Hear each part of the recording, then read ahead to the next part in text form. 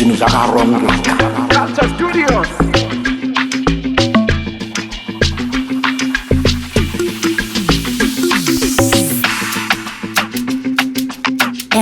L-I-P-S-Y. Kuvaratidza kuti ini newe tinonakedzwa, kuratidza kuti ini newe tinodanana, kuvaratidza kuti ini newe tinonakedzwa, kuratidza kuti ini newe tinodanana. Posa titorwe pikicha, posa titorwe pikicha, posa tiunganidze mamemori. Posa titorwe pikicha, posa titorwe pikicha, posa tiunganidze mamemori. Takanananganisa simati rinodhura tichidadisa, sevanhu vanozisa ari kuseri kwemabonbon uchita kundidongorera. Ini handichaonwoni pauri ndakatoperera, wakandipofomadza nerudo nerudo nerudo. Posa titorwe pikicha, posa titorwe pikicha, posa tiunganidze mamemori.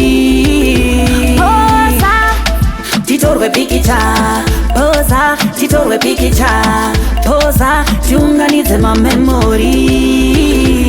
Ameno zvaunondita soona handichafilabo, chidembo chawapfapfaidza, ona musoro chanditenderedza. Uri kunhuhwirira kunge fyucha zibandi, tiite burukwa nebhandi, vamwe vese handichadi. Titorwe pikicha, posa titorwe pikicha, posa tiunganidze mamemori. Posa titorwe pikicha, posa titorwe pikicha, posa tiunganidze mamemori.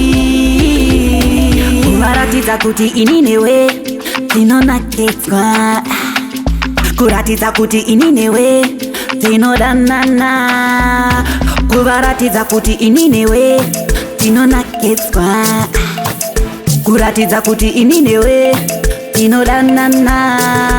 Posa titorwe pikicha, posa titorwe pikicha, posa tiunganidze mamemori. Posa titorwe pikicha, posa titorwe pikicha, posa tiunganidze mamemori. Posa titorwe pikicha, posa titorwe pikicha, posa tiunganidze mamemori.